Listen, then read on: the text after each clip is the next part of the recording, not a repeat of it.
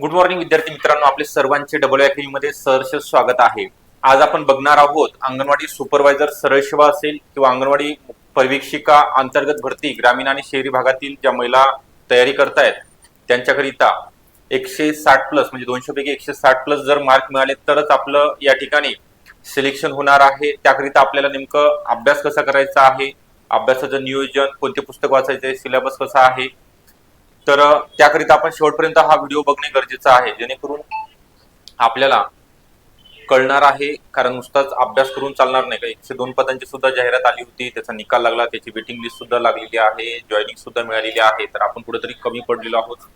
200 पैकी आपल्याला 120 130च मार्क पडले, म्हणजे 20-30 मार्क आपल्याला प्रत्येक कॅटेगरीनुसार ज्या कॅटेगरीमध्ये आपण असाल तिथे कमी पडलेले आहेत। तर मग त्यासाठी काय करायचं आहे तर आपण त्या व्हिडिओच्या माध्यमातून बघूया। त्या अगोदर फक्त थोडक्यात माहिती देऊया। अंगणवाडी मुख्य सेविका असेल किंवा सुपरवायझर असेल तर ही बॅचेस सध्या स्टार्ट झालेले आहेत आणि ऑफर आहे 15 तारखेपर्यंत ऑफर आहे। Online batch live plus recorded 2000 रुपयामध्ये आपण 6 मंथ करिता व्हॅलिडिटी देत आहोत। ज्या विद्यार्थ्यांना बॅच जॉईन करायची आहे त्यांनी जो नंबर आहे आपल्या अकॅडमीचा 8010457760 या नंबरवरती कॉल करायचा आहे। ओके, बाकीची इन्फॉर्मेशन तुम्हाला नंबरवरती कॉल केल्यानंतर दिली जाणार आहे। ठीक आहे, तर जास्त वेळ न घेता आपण पुढे जाऊया। अंगणवाडी सुपरवायझरची 128 पदांची जाहिरात सर्वांनाच माहित आहे, या जागा मंजूर झालेल्या आहेत, परंतु जाहिरातीला वेळ आहे। साधारणतः 2 ते 3 महिन्याचा कालावधी आपण पकडूया। या सगळ्या महानगरपालिका जिल्हा परिषदेच्या निवडणुका झाल्यानंतर जसं मागच्या वेळेस जाहिरात येते ते म्हणतात की कधी आली होती, साधारणतः मला वाटते सप्टेंबर मध्ये आली होती, त्यानंतर लगेच फेब्रुवारी मध्ये एक्झाम झाली होती। म्हणजे सप्टेंबर, ऑक्टोबर, नोव्हेंबर, डिसेंबर 4 ते 5 महिन्याचा तुम्हाला कालावधी दिला होता, 1 महिना फॉर्म भरण्याकरिता। ठीक आहे, जाहिरात येणार आहे एवढं फिक्स आहे, लक्षात ठेवायचं। त्यानंतर आपल्याला टार्गेट 200 पैकी 160 गुण मिळवायचे आहेत। कारण मागचा जो कट ऑफ बघितला तर ओपनची जी कॅन्डिडेट आहे महाराष्ट्रामध्ये पहिली आली तिला 169, त्यानंतर ओपनची सगळ्यात शेवटची महिला जिचं सिलेक्शन झालेलं आहे तिला 159 मार्क आहेत। ओके, त्यानंतर ओबीसीचा सुद्धा तेवढाच लागलेला आहे 155 प्लस। SC ST कॅटेगरी असेल, कोणतीही कॅटेगरी असेल, त्यांचं 155च्या खाली कट ऑफ लागलेला नाहीये। ठीक आहे, आणि सगळ्यात महत्त्वाची बाब म्हणजे 401 निगेटिव्ह मार्किंग असताना सुद्धा जर निगेटिव्ह मार्किंग नसती तर हा कट ऑफ 180 190 पर्यंत सुद्धा गेला असता। तर याचं गांभीर्य लक्षात घ्यायचं आहे।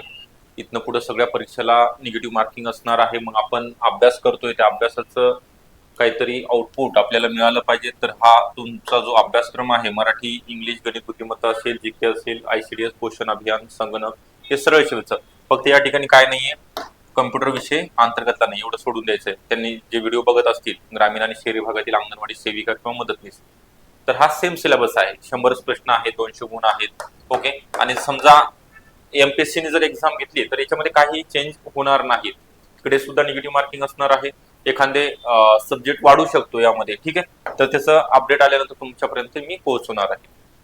तर आपल्याकडे आता वेळ आहे, साधारणतः जर आपण बघितलं तर 4 ते 5 महिन्याचा कालावधी आहे। जाहिरात कधीही येऊ, तर आतापासून तुम्ही काय करणं गरजेचं आहे पुढच्या याच्यामध्ये बघूया आपण। बेसिक 5वी ते 10वी पर्यंतचे सगळे बुक, सर्व विषयाचे स्टेट बोर्डचे, महाराष्ट्र स्टेट बोर्डचे बुक रीड करणं गरजेचं आहे।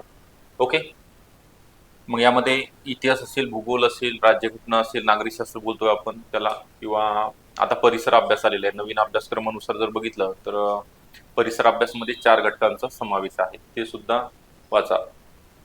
जुने वाचा किंवा नवीन वाचा, परंतु जुन्यामध्ये तुम्हाला मी इथं सांगेल की 11वी इतिहासाचं वाचायचंय, कारण त्या पुस्तकातील जसे तसे प्रश्न सर्व परीक्षेमध्ये येतात, खूप अवघड आहे। त्यानंतर 4थीचं भूगोल वाचायचंय।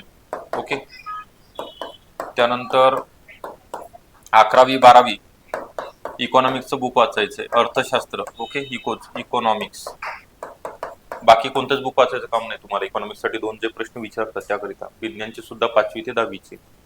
ठोकळा कोणीच वाचणार नाही, कोणत्याच पब्लिकेशनचा ठोकळा सुरुवातीला वाचणार, जे ठोकळे वाचणार आहेत त्यांचा निकाल येणार नाही।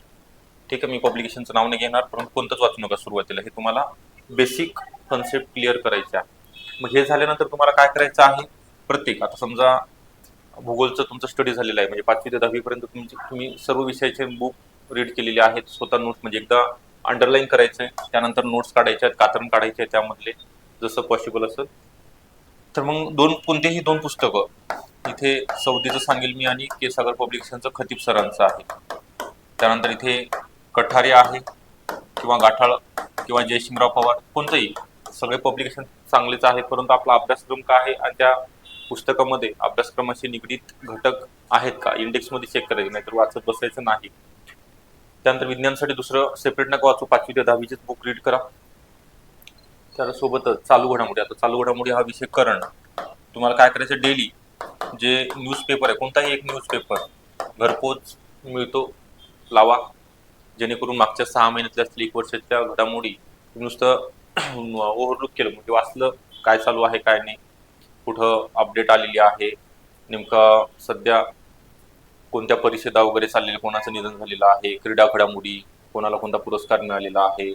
ठीक आहे, हे पेपरमध्ये डेली येत राहतं. ठीक आहे, व्यक्तिवेद असे लोक कोणताही पेपर वाचा तुम्ही.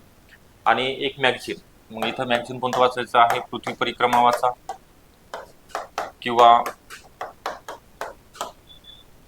तुमच्या मनाने, ओके, कोणतंही एक वाचा, सगळ्यामध्ये सेमच इन्फॉर्मेशन राहते. हे झालं पूर्ण तुमचं जीकेचं बोलवते. नंतर मराठीला शिकवताना जो आता समजा संधी टॉपिक शिकवला तर परत तुम्ही संधी हा टॉपिक रेकॉर्डिंग बघायचा आहे आणि ज्या नोट्स दिलेले असतात ते एकदा रीड करायचे आहे.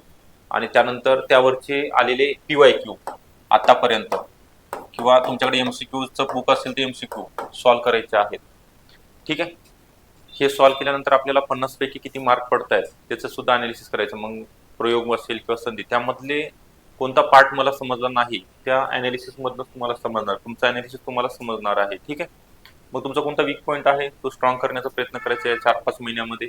आता गणित जमत नाही मला, मग गणिताचं काय करावं लागणार आहे, स्टार्टिंग तुम्हाला आता सर सांगतील, पाडे पाठ करा किंवा हे फॉर्म्युले पाठ करा, फॉर्म्युला टाकला की लगेच ताबडतोब गणित सोडून म्हणजे सॉल्व्ह होतं.